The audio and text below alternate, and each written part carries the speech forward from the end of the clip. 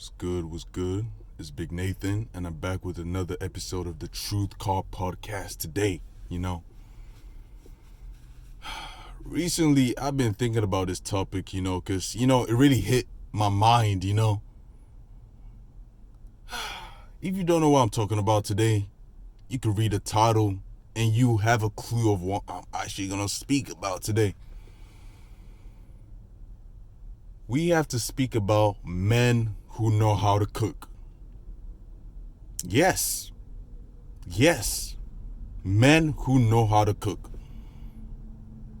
I never knew we would come into a point in life where you got trolls online and you got trolls in person trying to make fun of men who know how to cook.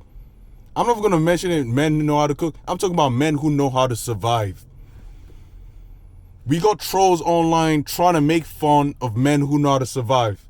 I'm just going to say this to you right now. If you know you're a man, you're a grown man, and you're making fun of another grown man that knows how to cook, someone who knows how to cook, shit, you got a problem.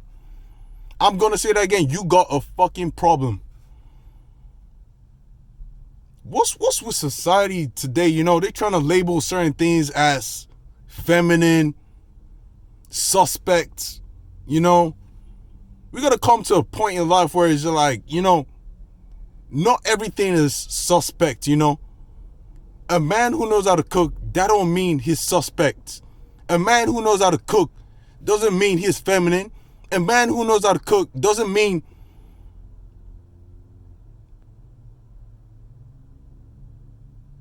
he comes from a broken home. A man who knows how to cook is someone who knows how to survive.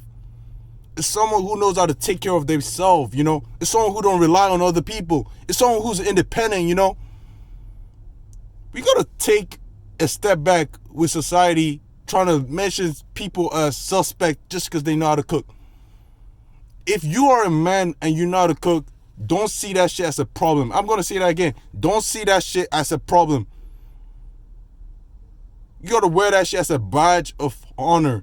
I know many people who will step in the kitchen and the first thing that's going to happen is the whole place is going to be in flames, So if you know how to cook, bro, wear that shit as a honor.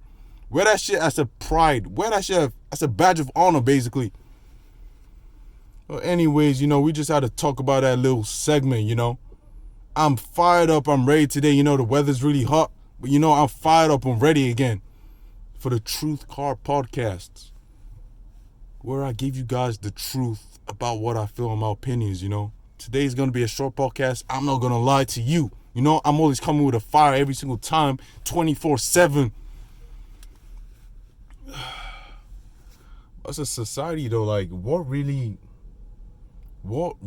made us question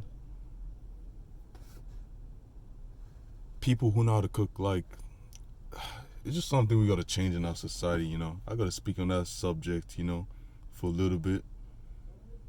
But let's talk about reality,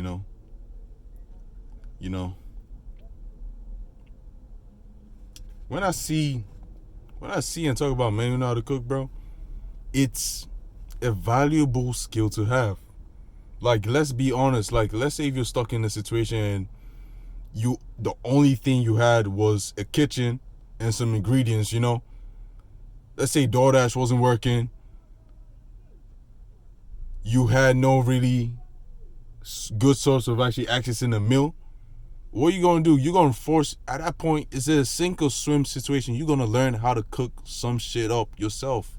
It's a valuable skill to have. It's really a valuable skill to have if we really want to talk about it, bro.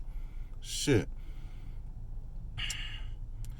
Another thing that came to my mind, though, is I'm seeing this whole Jalen Green and Drea Mitchell situation about him being 21 or 22, trying to go for Drea Mitchell, and he got her pregnant or whatever.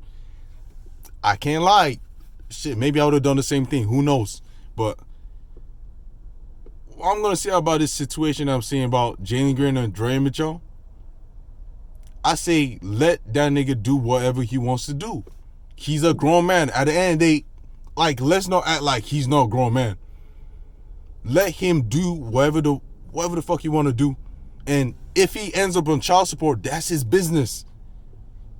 If he wants to learn the hard way, let him learn the hard way. But let's be for real right now. Let's be for real right now. Let's not judge what Jalen Green is doing. If he ends up in child support, or he ends up basically getting scammed by her, bro, that's his problem. He's a grown man. He could do whatever he wants. If he wants to go with a 99-year-old chick, he can if he wants. Let's be for real about this whole situation. Bro, the internet as a whole has to mind its own fucking business. Yes, I'm spitting facts right now. The internet as a whole has to mind its own business. If that nigga likes Dre Mitchell, let him like Dre Mitchell. That's what he want to do. If he learns the hard way, he learned the hard way. That's him. That's on him. But me personally, I'm just gonna say, I'm not dating someone who's passed around, you know? Someone who's already passed around like a blunt in a party, in a hotel party. Nigga, she's already been passed around. I'm just gonna speak my mind. She's already been passed around. I'm not dating no one that's passed around. But I'm saying, I'm not gonna judge what Jalen Green is doing, you know? He's doing to him. He's a grown-ass man. I'm a grown-ass man. Dre Mitchell is a grown woman as well. Let him do him. If he learns the hard way, that's what's up. You know, leave your thoughts and comments in, you know, on this whole situation. I really want to hear everyone's individual opinion about the whole situation, though. Damn, I'm sweating.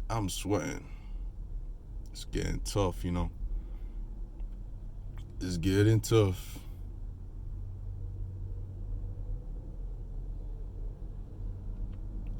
It's getting tough, you know.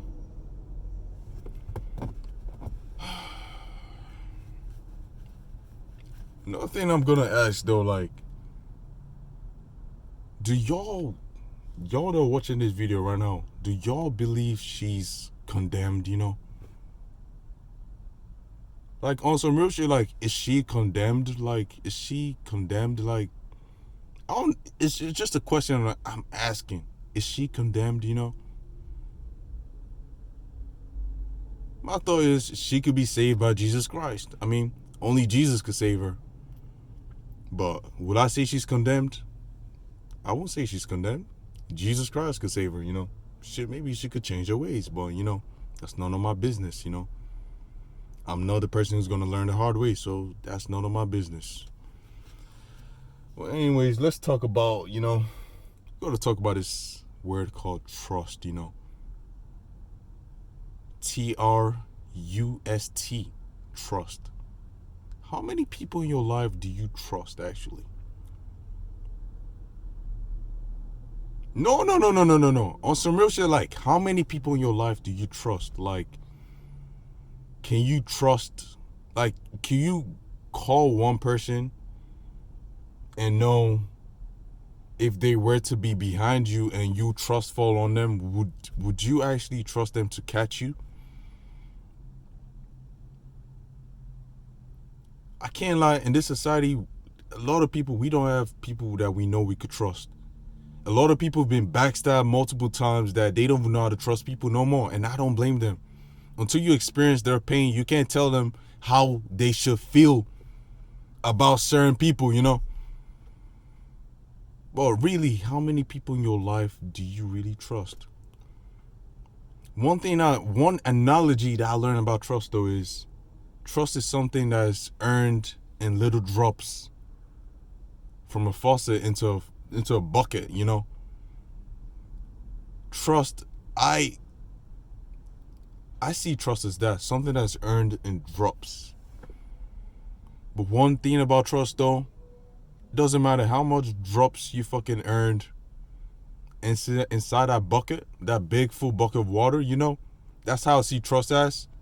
That whole shit could be lost in a second. In a second, when a person crosses you, that whole bucket full of water of trust could be lost. It could be kicked over, you know. And that whole trust is gone. That's my idea of trust, you know. It's earned in drops, but it could be lost in the bucket. Simple.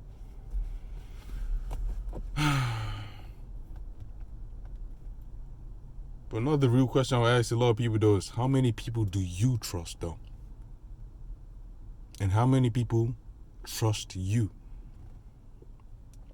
We live in a society where a lot of people talk about, oh shit, I don't trust no one, I don't trust no one. Yeah, I don't trust no one, but like, nigga, how many people could you say to yourself, trust you? You need to put yourself in a situation where if someone knows you, they can say, yo, that's a person I could trust. Can people trust you? Can people trust you? You don't be a person that's always running off on someone, you know, or someone who's scamming people, backstabbing people. How many people could trust you? I see a lot of victims out there talking about, oh, I don't trust no one. But how many people can trust you? Like, let's keep it real. Like, how many people could trust you?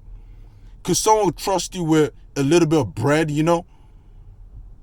Could someone trust you with paying them back with whatever you owe them? Could someone trust you with shaking your hands with integrity in every single thing you do? Can someone trust you to not backstab them in the back? Can someone trust you to not backbite them in the back? Pause. Can someone trust you to not gossip around other people's backs when they are not in the active place? Can someone trust you enough to say, yo, this is my mans, this is my homie, he don't talk shit behind my back?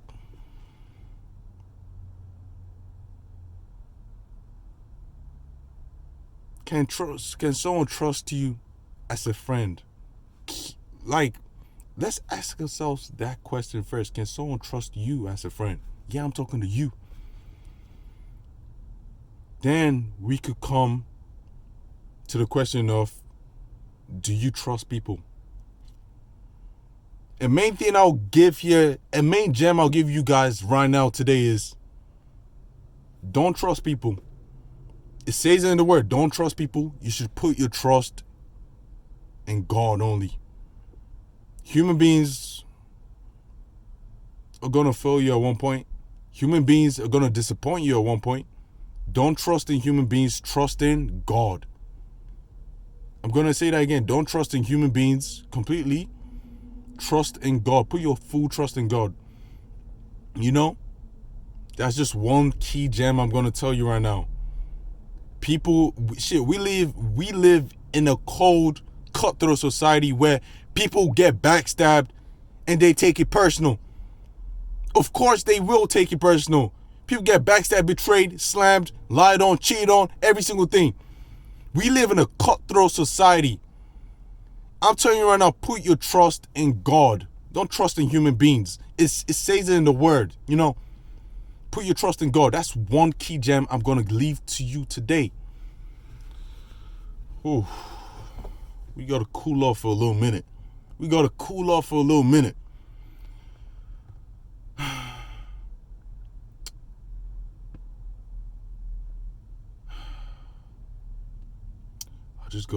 for a minute, I'm telling you. I've been speaking too many gems, you know.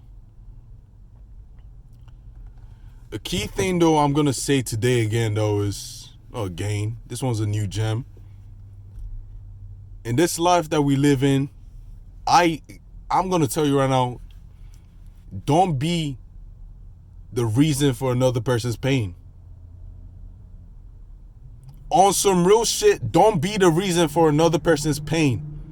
I'm telling you right now, that person you hurt 5 years ago could still be plotting on you today. Don't be the cause of another person's pain.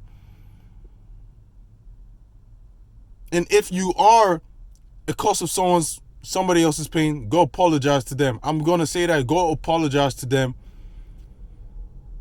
or whatever. And pray to God for forgiveness. But don't be the cause of another person's pain.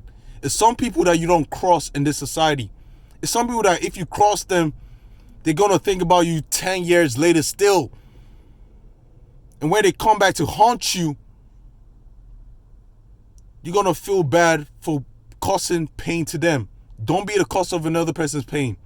I'm telling you, try to live a humble, meek, and actually good life. Don't go around causing other people pain. Because at the end of the day, hurt people hurt people. I'm going to say that again. Hurt people hurt people. It all starts with you. If you inflict less pain on people in society today, society will be a better place. Society will be a better place if you inflict less pain and hurt on other people. We have to live in a better society. It starts with you. Don't be the cause of another person's pain. That's just the way to live. That's just humanity in general. That's just humanity in general. We gotta cool off for a minute.